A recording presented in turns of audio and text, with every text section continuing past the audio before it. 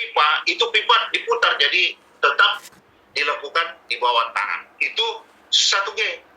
Sedangkan 2G itu sudah horizontal dengan kita, sejajar dengan kita. Yaitu pada saat dilakukan pengelasan sejajar dengan kita, apakah dari kiri ke kanan atau dari kanan ke kiri. Kalau berbentuk pipa, ya, pipa ini tidak boleh diputar sehingga jurulas sudah mulai bergerak. Nah, ini sudah mulai faktor kesulitannya itu melakukan pengelasan yang model pipa, maka pipa tidak boleh bergerak atau diputar, maka jurulas mengelilingi pipa tersebut melakukan suatu pengelasan. Sedangkan kelas 2 dapat mengerjakan tadi 1G, 2G, 3G, dan 4G. Kalau 3G sudah vertikal, melakukan pengelasan dari bawah ke atas. Ya. Sedangkan 4G itu di atas kepala, karena pengelasan suatu pesawat uap tidak boleh terputus. Melakukan pengelasan dari bawah, mengelilingi daripada bejana tersebut. Sedangkan untuk kelas 3, kelas 1, 1G, 2G, 3G, 4G, 5G, dan 6G. Maka untuk 5G sama dengan tadi 1G, hanya pipa ini tidak boleh diputar, sehingga jurulas melakukan pengelasan melingkari daripada pipa tersebut. Sedangkan 6G sama dengan 5G, cuma kemiringannya kurang lebih 45 derajat dilakukan suatu. Inilah Permen 0282. Sedangkan Permen 0188, ya Bapak Ibu bisa melihat bukunya, karena peraturan ini sedikit ada kesalahan. Ya mungkin karena semua peraturan kalau sudah ditandatangani oleh pemerintah, maka tidak boleh dilakukan perubahan, kecuali dilakukan revisi kembali. Namun ini ya kami sebagai pengawas spesialisnya, ya, berkewajiban untuk meluruskan daripada permen ini. Kalau di buku Permen 0188 tentang operator pesawat uap, bila mana suatu pesawat uap atau ketel uap dengan kapasitas uap yang dikeluarkan yaitu kurang 10 ton per jam, maka di buku dilayani oleh operator kelas 2 1 orang dan kelas 1 1 orang. Ya. Jadi Bapak Ibu bisa mencoret yaitu operator kelas 1, karena bila mana suatu kapasitas uap yang dihasilkan kurang daripada 10 ton per jam, cukup dilayani oleh operator kelas 2 saja. Begitu pun kalau di atas 10 ton sampai 20 ton per jam, maka hanya dilayani oleh operator kelas 1 1 orang. Begitupun dengan selanjutnya, inilah Permen 0188.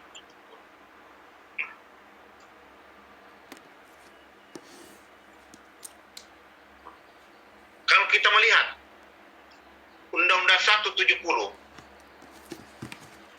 adalah bagaimana dapat kita lakukan pengawasan suatu pekerjaan agar aman terhadapnya.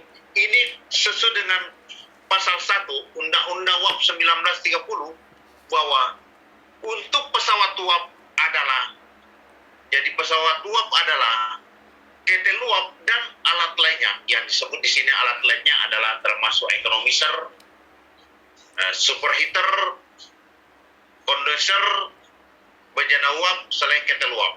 Inilah. Jadi saya ulangi, pesawat uap adalah ketel uap dan alat lainnya yang berhubungan langsung atau tidak langsung dengan suatu ketel uap dengan lebih besar daripada tekanan udara luar. Nah, ini untuk definisi daripada pesawat uap. Sedangkan untuk ketel uap, suatu bejana atau pesawat yang menghasilkan uap atau steam. Sedangkan uap atau steamnya tersebut digunakan di luar pesawatnya dengan tekanan lebih besar setengah. Jadi lebih besar setengah kilogram per sentimeter kuadrat daripada tekanan udara luar. Nah, ini pesawat. Hati-hati di sini pesawat pasti ada dalam ujian apa itu pesawat uap, ada itu apa itu ketel uap. Nah,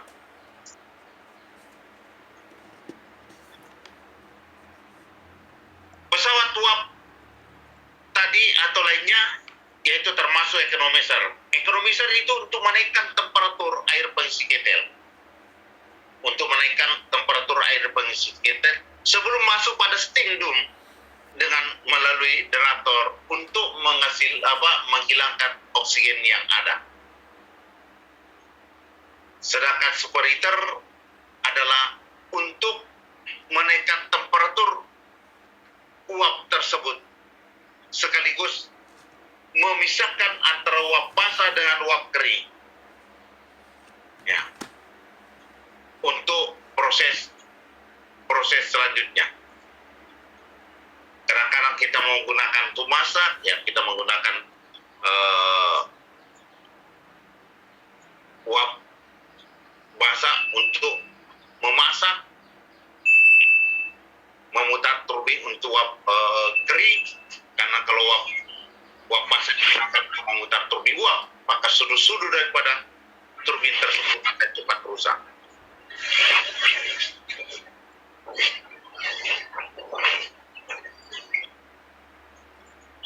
Sedangkan kondensor adalah membuat suatu penguap untuk guna membuat suatu air suling. Ya. Jadi begitu ada air suling bisa juga kita proses lagi untuk masuk pada air pengisi ketel kembali. Bejana-bejana uap selain ketel uap ya mana untuk menampung uap dalam proses-proses selanjutnya. Inilah dikatakan alat lainnya. Berbicara masalah pesawat uap, tentu kita harus belajar jenis-jenis ketel uap. Nah, jenis ketel uap di sini ada 3 tambah 1. Saya tidak mengatakan 4, 3 tambah 1. Pertama, ketel uap pipa api, berarti panasnya dalam pipa, airnya di luar pipa. Ketel uap pipa air, ya air dalam pipa, pemanasannya di luar pipa. Yang ketiga, ketel uap kombinasi atau kombi, yaitu pencampuran antara pipa api dan pipa air. Dan yang keempat ini adalah ketel uap listrik atau electric boiler. Inilah yang harus kita bicarakan pagi hari ini. Pertama, ada ketel uap pipa api.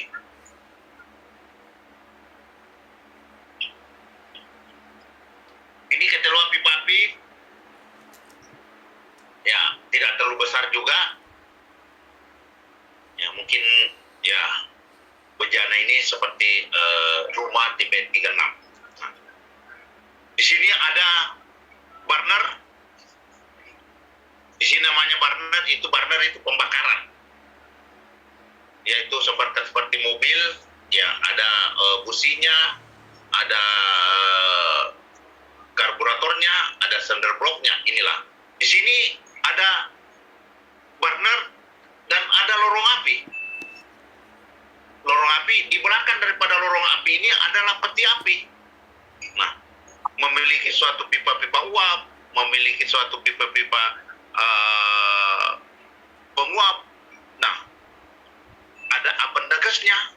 Nah, inilah proses daripada suatu ketel uap. Nah, pada saat dipanaskan pada burner, dinyalakan burner, itu di sini ada blower yang mendorong panas dari lorong api ke peti api. Dari peti api ini akan keluar melalui beberapa pipa-pipa yang ada di belakang dan masuk kepada pipa-pipa api tersebut yang ada di belakang ini, dan keluar di pipa-pipa depan dan masuk lagi di atasnya ke pipa-pipa berikutnya. Karena tiga pas maka dan keluar ke cerobong. Nah, itu berarti ketel uap, fungsi suatu ketel uap memanaskan air menjadi uap. Jadi kita memanaskan air mendidih menjadi uap, uap menjadi tekanan. Tekanan inilah yang harus kita jaga. Jangan lebih besar tekanan daripada tahanan bejana tersebut, dan akan terjadi suatu peledakan. Nah, ini. Kalau kita lihat, ya ini sketnya, ya. Jadi burner menyalakan api, apinya juga tidak terlalu jauh, ya.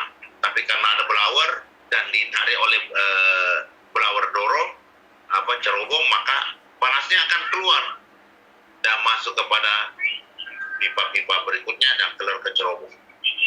Berarti fungsinya adalah memanaskan air. Memanaskan air mendidih menjadi uap, uap menjadi tekanan. Untuk ketel uap pipa api ini adalah tekanannya tidak terlalu jauh atau tidak terlalu besar, yaitu sekitar 23 kg per cm kuadrat. Paling tinggi 23 kg per cm kuadrat. Sedangkan yang kedua, ketel uap pipa air. Nah, ini ketel uap pipa air ya cukup besar juga, karena ya seperti hotel ya dengan lantai 12. Jadi di sini ada steam drum di atas, ada steam drum, ada water wall di bawah. Nah, antara steam drum dengan water wall itu dihubungkan pipa-pipa evaporator yang berisi air. Nah, kalau tadi ketel uap pipa api itu airnya di luar, ya ini airnya di dalam pipa. Pembakarannya pada furnace, ada ruang furnace, ya pembakarannya daripada ketel uap pipa air ini. Kalau kita melihat sketnya, di sini ada steam room di atas dan ada water wall. Nah, ada ruang furnace atau ruang pembakaran. Pada saat furnace dinyalakan,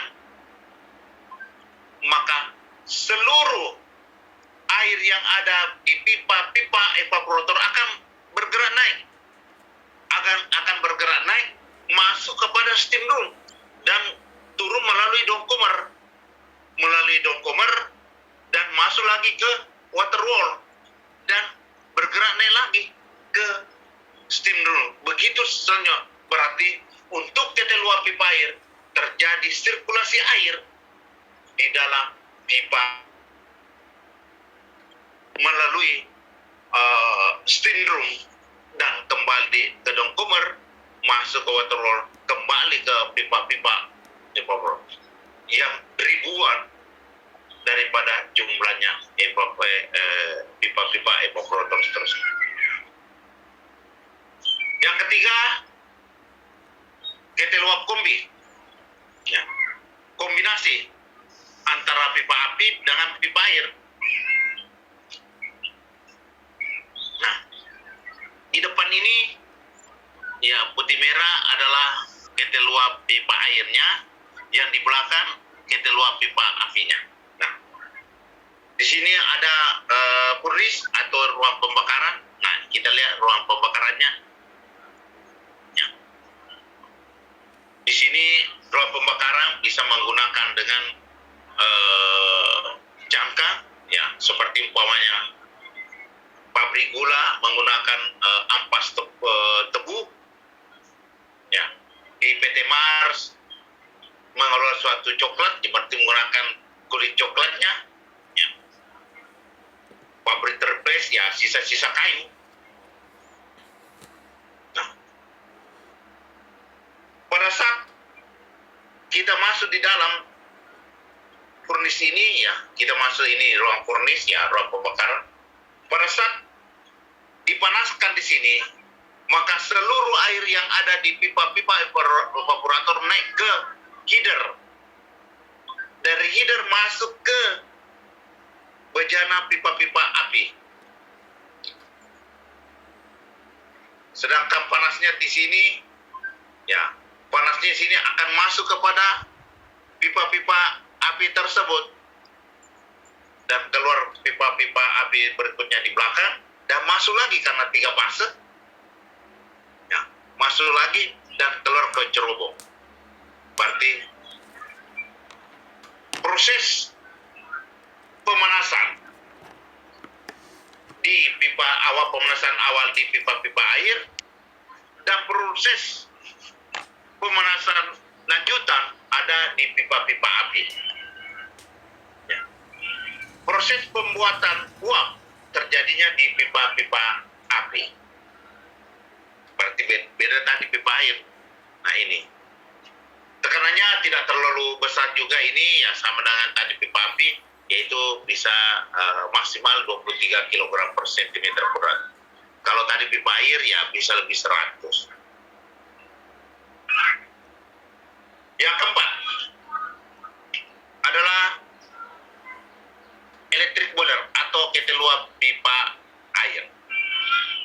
Atau electric boiler adalah ketel uap pipa listrik, di mana listrik ini memiliki kelebihan dan kekurangan. Kalau tadi pipa api, pipa air, kombi, kalau kurang airnya meledak.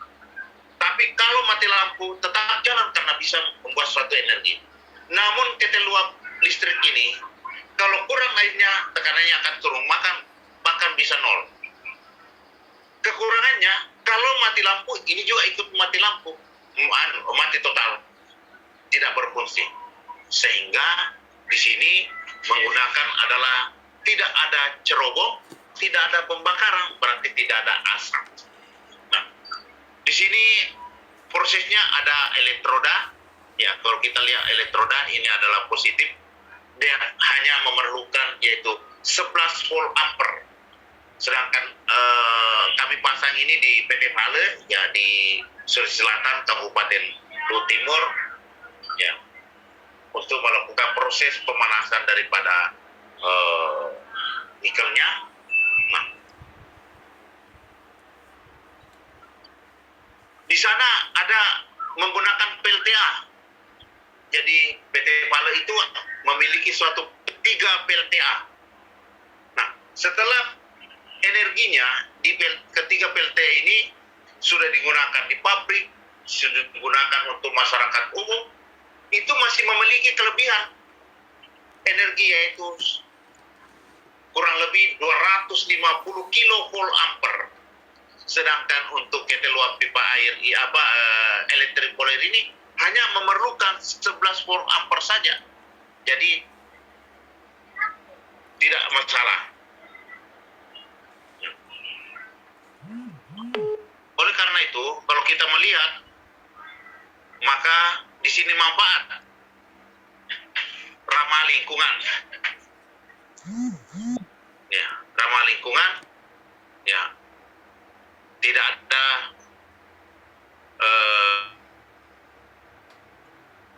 ya. Yang kedua, aman. Nanti ada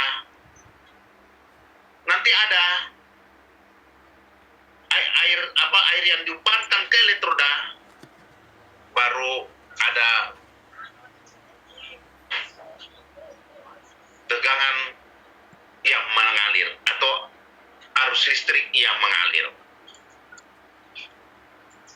Yang ketiga, konservasi energi, yaitu memanfaatkan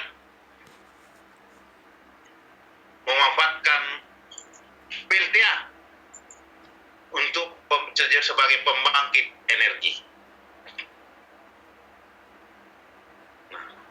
Teknologi terkini satu-satunya di Indonesia, bahkan satu-satunya di Asia Tenggara, dan digunakan oleh beberapa negara maju. Efisien, yaitu biaya produksi jauh lebih hemat dibandingkan tadi ketiga ketel uap, pipa api, pipa air, dan kombi tersebut. Efektif, ya, hanya dalam jangka 10 sampai 15 menit tekanannya sudah sampai. Namun demikian, ya, dilarang menaikkan tekanan dan menurunkan secara tiba-tiba, serta mendinginkan atau memanaskan suatu ketel uap juga pun secara tiba-tiba. Namun waktu kami pasang 2018, kebetulan dalam dokumennya itu mengatakan bahwa dalam jangka 10 sampai 15 menit itu tekanan sudah sampai karena tidak ada pembakaran. Kami mau mengetahui bahwa apa betul, ya apa yang betul. Namun demikian, setelah itu kami sampaikan bahwa tidak boleh lagi dinaikkan tekanannya secara tiba-tiba seperti tadi. Kenapa? Ini akan terjadi suatu perubahan. Sifat-sifat logam tersebut mungkin bisa jadi terjadi suatu pelemahan dan bisa terjadi suatu peledakan, sehingga umur ketel uap ini akan pendek. Mungkin dirancang mungkin 100 tahun, mungkin cuma berapa puluh tahun saja sudah terjadi suatu peledakan. Kalau sering-sering, karena terjadi perubahan. Ya, sama halnya kalau kita mengambil suatu logam, kita panaskan, lantas kita dinginkan secara alami, kita dinginkan secara dicelupkan di air, maka yang paling keras itu yang ada air, tapi getas. Begitu terjadi memuai, dia akan meledak dan akan patah. Nah, inilah perbedaannya. Jadi begitu memuai sedikit, itu langsung terputus dan meledak.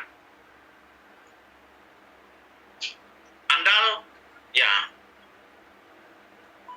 lebih tinggi dibanding tenaganya dengan menggunakan tadi bahan bakar fosil. Ini jenis-jenis ketel uap. Sekarang masuk kepada apendages, alat pengaman. Suatu ketel uap atau pesawat uap dilengkapi dengan alat pengaman, di mana alat pengaman ini adalah digunakan untuk menjamin keselamatan suatu ketel uap tersebut atau pesawat uap pada saat ketel uap itu sedang beroperasi atau bekerja. Nah, ini sesuai dengan pasal 12 Peraturan UAP 1930 bahwa untuk ketel uap dengan tekanan tinggi, maka di mana tingkat pengaman atau safety valve-nya harus 2, wajibnya 2. Macet 1 masih ada 1, karena ini yang kita takuti, jangan sampai terjadi suatu peledakan. Jadi macet 1 masih ada 1, berarti wajibnya 2. Kalau untuk tekanan tinggi, ya, yang mana disebut dengan tekanan tinggi, yaitu sesuai dengan pasal 1 Peraturan UAP 1930 bahwa ketel uap dengan tekanan lebih besar setengah kilogram per sentimeter kuadrat daripada tekanan udara luar. Itu berarti sudah di atas tekanan tinggi. Kalau tekanan rendah, paling tinggi setengah kilogram per sentimeter kuadrat atau kurang daripada tekanan udara luar. Nah, itu. Jadi untuk pasal 12 Peraturan UAP 1930 wajibnya 2. Ya, macet 1 masih ada cadangan. Itu untuk safety. Fungsinya untuk mengamankan kelebihan daripada tekanan dari tekanan yang diperbolehkan atau yang diizinkan. Jadi kalau umpamanya tekanannya melebihi, dia akan keluar. Bila mana suatu pesawat uap berada di Indonesia hanya satu set developnya, maka cukup kita rubah menggunakan cabang. Cukup kita melakukan merubah dengan menggunakan cabang. Jadi kalau macet satu masih ada satu. Ini beberapa kami sudah lakukan suatu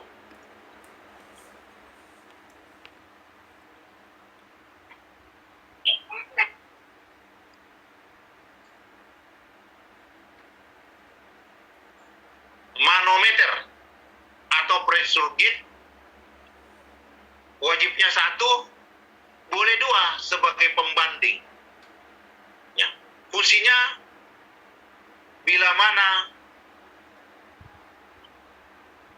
suatu ketel uap dengan tekanan naik turun akan kelihatan pada manometer. Jadi fungsi manometer di sini adalah untuk mengetahui besar kecilnya tekanan uap di dalam steam drum.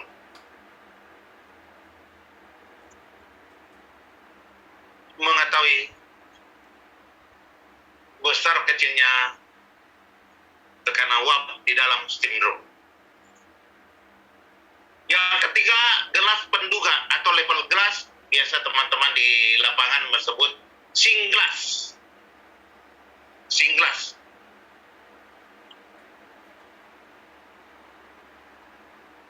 Buntu satu atau macet satu ya masih ada kelihatan pada satu. Fungsinya adalah untuk mengetahui tinggi rendahnya air di dalam steam drum, karena air tidak boleh kurang. Kapan airnya kurang, bisa meledak. Nah, ini untuk ketel uap untuk gelas penduga. Sedangkan untuk batas air terendah sesuai dengan pasal 22 Peraturan UAP 1930 bahwa untuk ketel uap kapal yaitu 15 cm di atas titik panas tertinggi, ya, di mana 15 meter dari titik panas tertinggi atau pipa tertinggi. Kalau ketel uap ketel uap darat yang ada di darat itu batasnya paling rendah, batasnya 10 cm. Ini sesuai dengan pasal 22. Jadi batas airnya adalah pipa yang yang paling tinggi, yang mendapatkan panas tertinggi, maka itu tidak boleh kurang dari situ. Karena kapan kurang, maka terjadi suatu peledakan.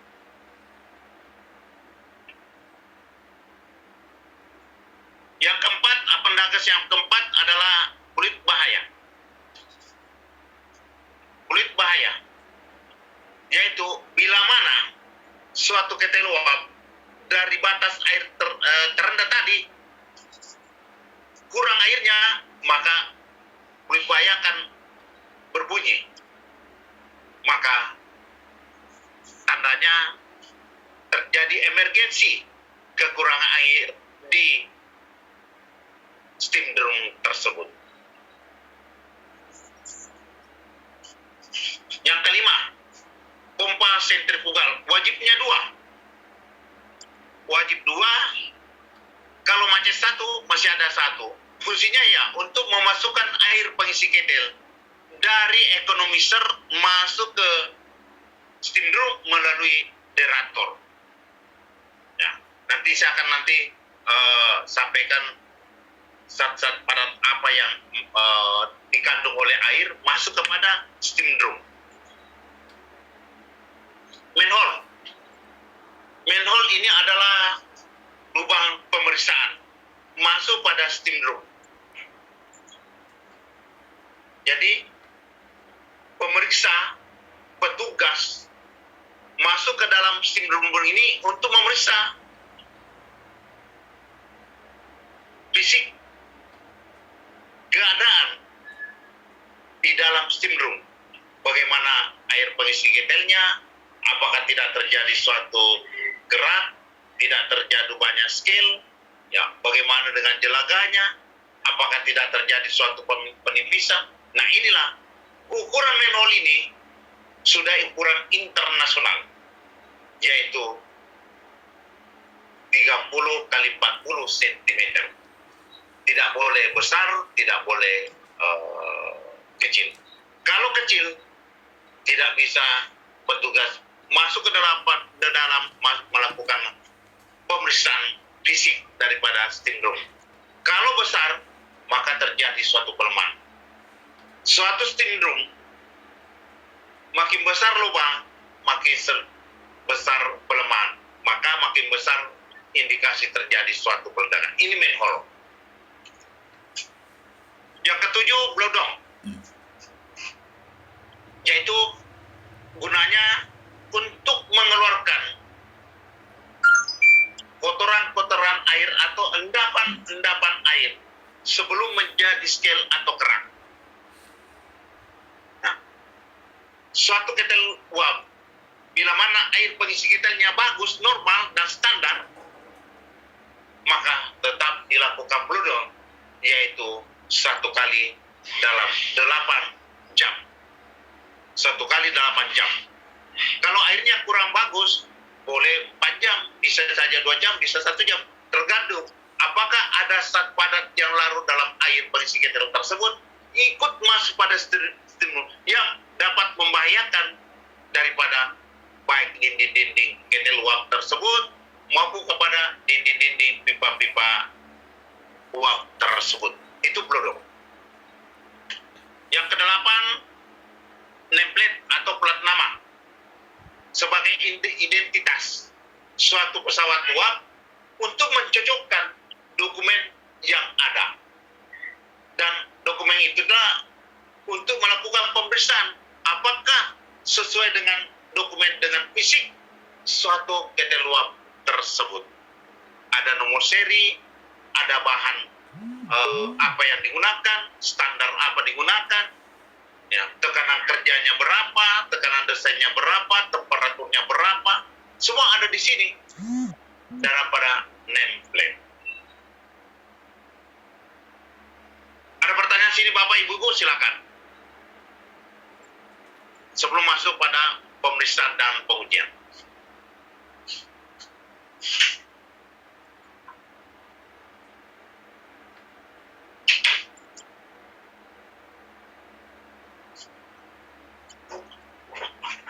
Ada pertanyaan Bapak Ibu, silakan mengenai jenis-jenis ketel uap dan alat pengamannya.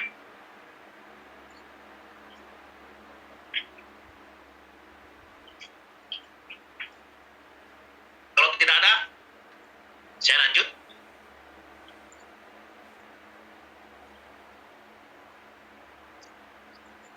Bapak Ibu bisa bertanya pada kolom chat nanti, ya. Apa yang harus Bapak Ibu yang mau dipertanyakan. Bisa isi pada kolom chat, ya.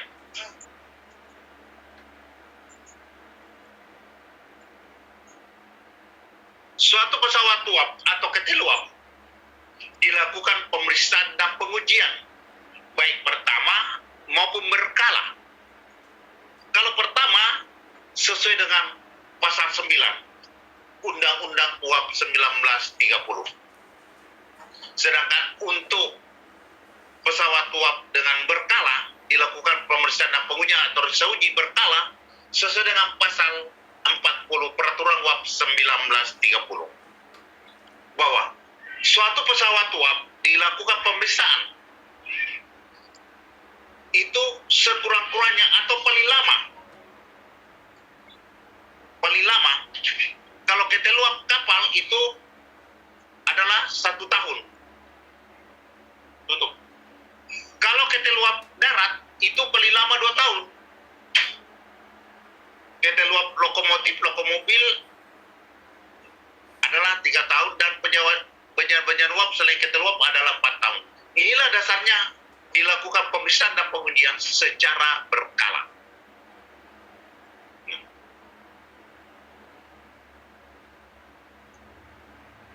Dalam pengujian ini, pasal 40 ini, itu ada 3 tahap pemeriksaan dan pengujian. Tahap pertama adalah pemeriksaan visual. Termasuk kita lakukan NDT, ya, pemeriksaan keseluruhan, bagaimana memeriksa suatu apendagesnya, kelengkapan pengamannya, itu dilakukan. Kemudian setelah pemeriksaan visual, maka tahap kedua adalah dilakukan pemanatan air dingin atau hidrostatis test. Setelah itu baru dilakukan percobaan uap atau steam test. Inilah yang harus dilakukan dan tidak boleh dihilangkan.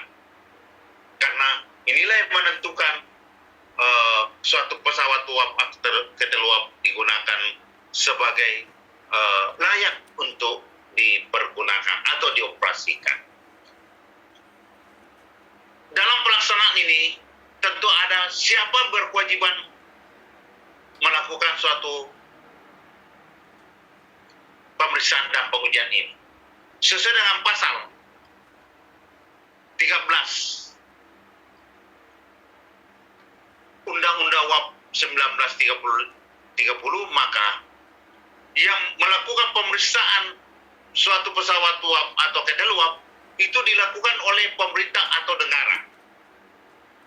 Dalam hal ini dilakukan oleh pegawai-pegawai pengawas spesialis dari Kementerian Ketenagakerjaan atau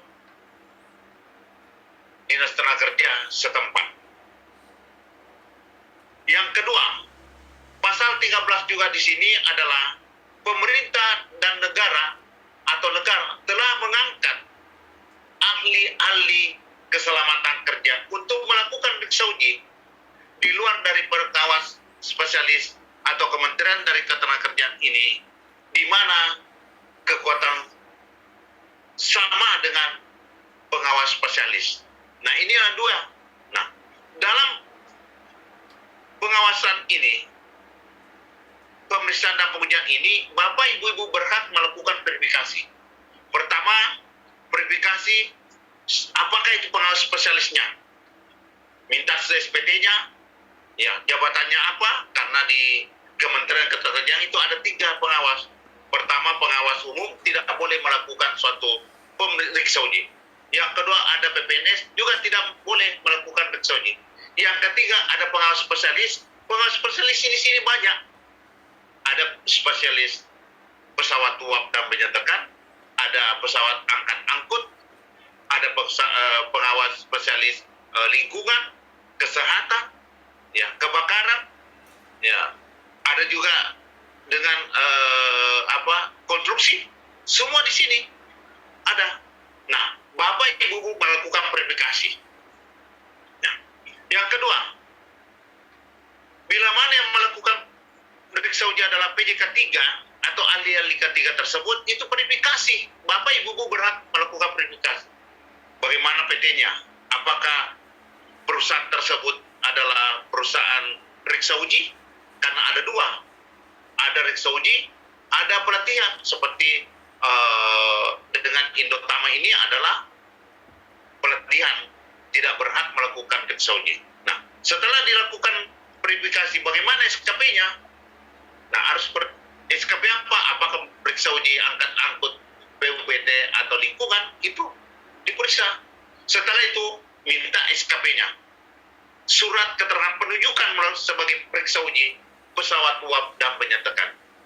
Jangan sampai hanya memiliki periksa uji SKP angkut, SKP listrik, SKP lingkungan, kebakaran saja. Nah, harus kita lihat SKP-nya tersebut. Setelah perusahaannya kita sudah melihat bahwa adalah ahli ketiganya, ya, harus dengan memiliki sertifikat. SKP juga harus ada SKP PUBD. Tidak boleh dengan SKP yang lain. Yang ketiga, ikuti pelaksanaan, ini yang paling banyak terjadi. Kadang-kadang perusahaannya sudah betul, ya, ahli ketiganya juga sudah betul, tapi yang melakukan pemeriksaan itu bukan. Mungkin ahli ketiga bukan ahli ketiganya, atau mungkin asistennya ahli ketiga, itu tidak boleh, tidak memiliki SKP, tidak memiliki suatu sertifikat, atau mungkin ada sertifikat atau SKP-nya ada, tapi dari perusahaan lain. Ini tidak boleh. Ini tidak boleh. Jadi harus dengan perusahaan tersebut, ahli ketiganya dengan SKP dan sertifikatnya sama dengan yang ada di perusahaan tersebut. Dalam pemeriksaan, ada pemeriksaan pertama berkala atau khusus. Kalau pemeriksaan pertama itu sesuai dengan pasal 9 tadi, Undang-Undang UAP 1930, yaitu dilakukan oleh pemerintah atau negara. Apakah itu dalam pembuatannya, pabrikasi, ataukah mungkin dari pemasangan perakitan untuk ketel uap pipa air, karena ketel uap pipa air adalah ketel uap tetap. Karena kapan dilakukan pemindahan, maka seluruh pipa-pipa evaporatornya itu akan dipotong. Yang ribuan batang. Atau mungkin pemakaian awal seperti ya ketel uap pipa-pipa api, pipa air tadi, ya untuk pertamanya, ya, itu adalah pasal 9 untuk mendapatkan akte izin dari pemerintah atau negara. Yang kedua, pemeriksaan berkala. Setelah pemeriksaan pertama ada berkala, yaitu tadi sesuai dengan pasal 40 tadi, bahwa secara rutin, tidak melewati daripada ketentuan tadi. Kalau ketel uap kapal itu 1 tahun, darat 2 tahun, lokomotif 3 tahun, dan penyampaian uap selain ketel uap adalah 4 tahun. Nah, apakah dalam pemeriksaan berkala tersebut, bagaimana hasilnya, Bapak Ibu-Ibu? Hasilnya harus kita ketahui, apakah hasilnya bagus, atau baik, atau bisa digunakan, atau harus dilakukan suatu pemeriksaan, reparasi, pekerjaan. Terjadi mungkin lendutan, ini semua pada berkala. Sedangkan khusus itu sesuai dengan instruksi Kepala Pejawatan Pengawasan Keselamatan Kerja nomor 6 tahun 1952, yaitu untuk dilakukan pemeriksaan khusus bagi ketel uap yang sudah tua umur 35 dan 65 serta tidak memiliki identitas dan mungkin kerusakan yang berat. Ini pemeriksaan khusus dalam ketel uap tersebut. Dalam pasal 40 tadi, maka ada 3 tahap, yaitu pertama, pemeriksaan visual. Apa yang dilakukan dalam pemeriksaan visual? Mencocokkan dengan dokumen, dengan fisik daripada ketel uap tersebut. Bagaimana dengan pendegasnya? Apakah terpasang sesuai dengan pasal 12 tadi? Ya. Dilakukan suatu pengukuran tentang ketebalannya. Apakah tidak terjadi suatu indikasi terjadi suatu keretakan? Bagaimana dilaganya? Bagaimana skillnya? Ya. Kita lakukan pemeriksaan, masuk kepada lorong api, masuk kepada peti api, masuk ke furnace, ya. Kita masuk semua melakukan pemeriksaan untuk mengetahui apakah tidak terjadi suatu penipisan dari ketel uap tersebut. Bagaimana sambungan-sambungan melingkarnya, memanjangnya. Apakah kalau perlu memang harus dilakukan suatu penetran untuk mengetahui identifikasinya, mengetahui jangan sampai terjadi suatu keretakan dengan menggunakan melalui penetran ini, yaitu menyemprotkan suatu alat, ada warna putih, ada warna merah, terus kita penetra untuk mengetahui keretakan halus tersebut. Nah ini. Bagaimana dengan samuan-samuan pada pipa-pipa apinya? Ya, melakukan pengukuran terhadap diameter daripada pipa-pipanya, ya, ketebalannya. Nah, dengan menggunakan wall thickness tersebut tadi, ya, bagaimana dengan jelaga? Bagaimana dengan scale-nya? Apakah tidak terjadi penebalan? Kalau scale mungkin ya ada lunak, ada keras, itu kita harus mengetahui. Nah, dalam keteluap menggunakan mungkin batu bara, bagaimana dengan konvoyernya, pengantar batu baranya, apakah perlu dilakukan pergantian atau perbaikan? Ya, bagaimana di dalam keteluap pipa apinya, bagaimana dengan pipa-pipa apinya, apakah memiliki banyak scale-nya keras atau lunak, melakukan pengukuran terhadap steamnya, drumnya, bagaimana pipa-pipa apinya, ya. Ini ada dua scale yang kami perlihatkan, yaitu ada dua pabrik keteluap, ya. Yang sebelah kanan adalah lunak, ya, penggunaan airnya bagus, ya. Sedangkan yang sebelah kiri adalah penggunaan airnya kurang bagus. Ada zat-zat padat yang larut dalam air ikut masuk di dalam steam drum tersebut. Ini kalau begitu harus dilakukan. Kalau lunak, cukup kita bersihkan dengan menyemprotkan air saja.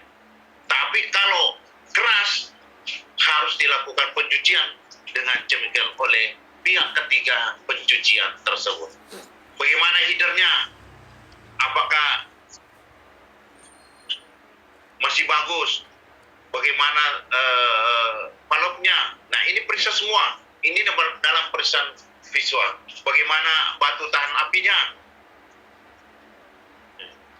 Apakah masih layak? Kalau perlu diganti, kalau memang harus diganti. Ya, inilah merupakan suatu akibat suatu keteluap yang terjadi penebalan scale dan jelaga. Kalau jelaga itu pada posisi pembakaran, ya. Kalau scale pada sisi air, nah ini akan mengakibatkan suatu hambatan panas masuk pada sisi air. Kalau kita melihat ini adalah suatu pipa, ya, ini tebalnya pipa, ya, seharusnya harus segambar dua, ya. Ya, ini adalah pipa air, ya, contoh pipa air, ya. Di sini pemanasannya adalah di furnace. Nah, ini ada jelaga ini tebal jelaganya. Nah, di sisi air ada scale. Alhamdulillah, ya, maaf, ya. Di sisi air ada scale, yaitu tebal scale. Nah, sesuai dengan diagram Muller, bahwa bila mana suatu keteluap dengan panas yang ditimbulkan dalam pembakaran sekitar 320 derajat Celcius, maka dapat menghasilkan suatu uap. Dapat menghasilkan suatu uap dengan tekanan 20 kg per cm kuadrat. Kalau tidak ada scale, tidak ada jelaga.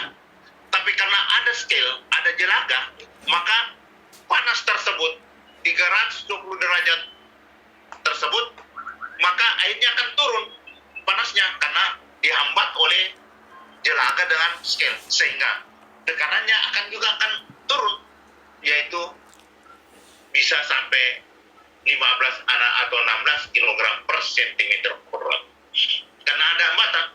Nah, oleh karena itu maka harus dilakukan suatu pembersihan.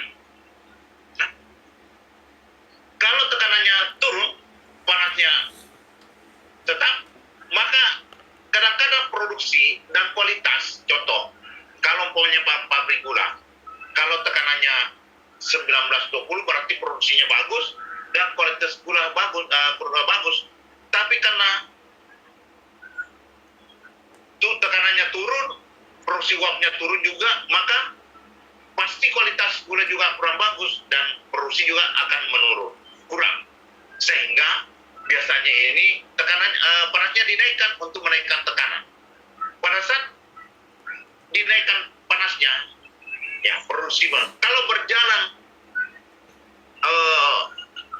lama, maka ini akan terjadi suatu perubahan sifat-sifat bahan tersebut.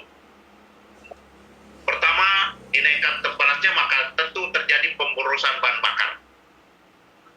Kedua, terjadi pemanasan berlebihan, maka akan terjadi suatu indikasi terjadi suatu pelemahan pada suatu bahan tersebut, sehingga bisa umur ketel uap akan pendek, bisa terjadi suatu peledakan. Ini pengaruhnya bila mana terjadi suatu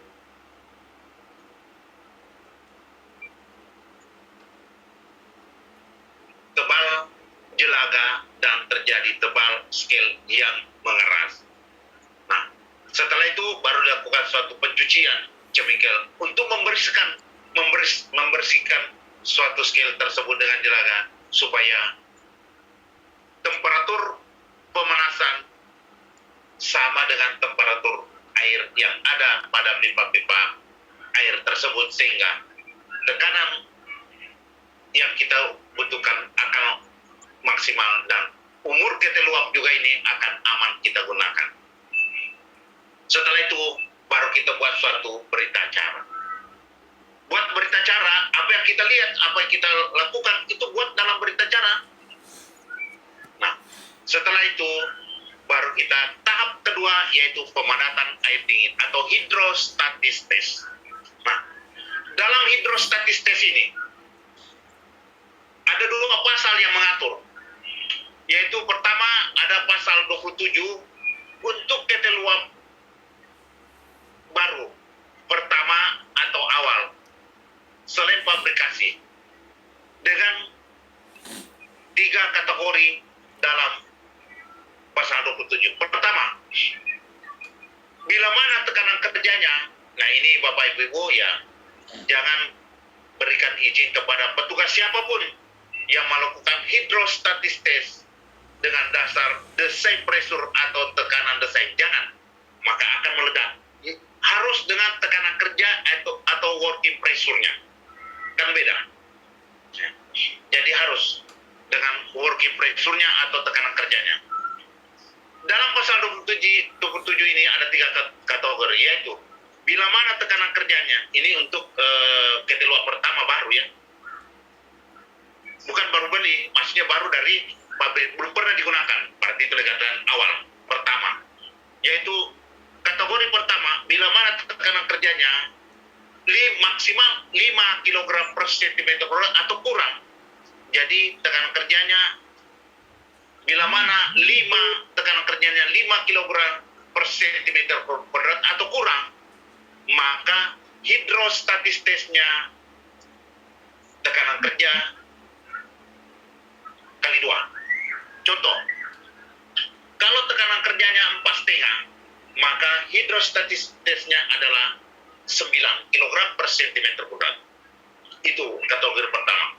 Yang kedua, bila mana tekanan kerjanya di atas daripada 5 kg per cm kuadrat sampai 10 kg per cm kuadrat, maka hidrostatis testnya adalah tekanan kerja tambah 5.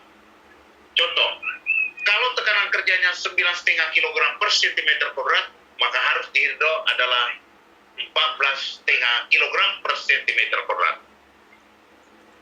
Yang ketiga adalah kalau tekanan kerjanya di atas 10 kg per cm kuadrat tak terhingga, maka hidrostatis testnya yaitu 1,5 kali daripada tekanan kerja. 1,5 kali daripada tekanan kerja. Contoh, Kalau tekanan kerjanya 50, maka harus dihidro dengan hidrostatisnya adalah 75, karena harus dikali 1,5 kali daripada tekanan kerja. Itu pasal 27. Pasal 44 untuk tekanan kerja dengan berkala.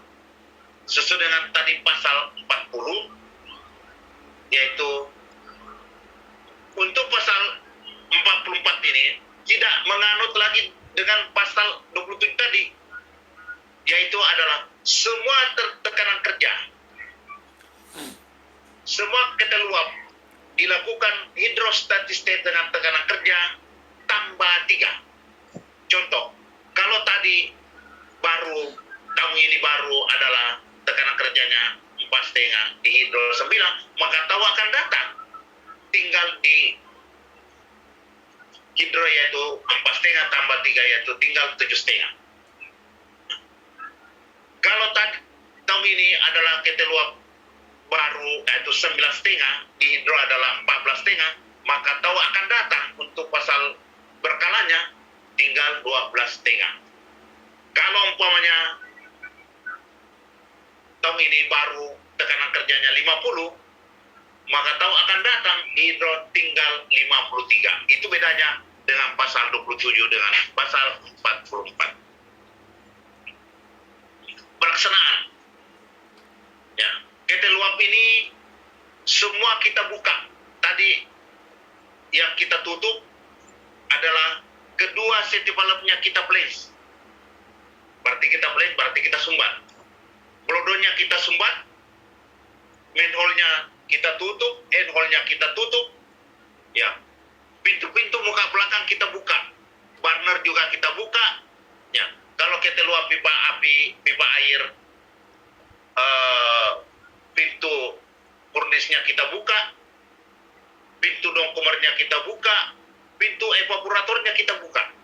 Ya, itu. Kita isi air sampai penuh dengan air dingin. Tidak boleh air yang panas yang diolah, harus air dingin.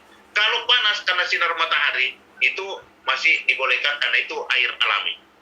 Nah, airpan-nya kita buka, kita isi sampai penuh, sampai mengeluarkan air pada airpan. Karena tidak boleh ada udara di dalam steam room. Karena kalau ada udara, maka manometer akan menunjukkan pengukuran tidak tetap, akan bergoyang. Kita tidak dapatkan tekanan yang maksimal. Setelah itu baru lakukan proses pemadatan air dingin dengan menggunakan 2 pompa. Boleh pompa tangan, boleh pompa mesin. Kalau pompa tangan, kalau tekanannya mungkin 10 ke bawah, kita menggunakan. Kalau tekanannya 10 ke atas, baru gunakan pompa mesin. Dengan catatan, tidak boleh tekanan terlalu cepat pelaksanaan. Ya. Proses pemadatan air dingin, ya, harus kita mengetahui antara waktu dan tekanan, yaitu pressure. Nah, Bapak Ibu-Ibu, ada pertanyaan sini Bapak Ibu-Ibu sebelum masuk kepada hidrostatis testnya.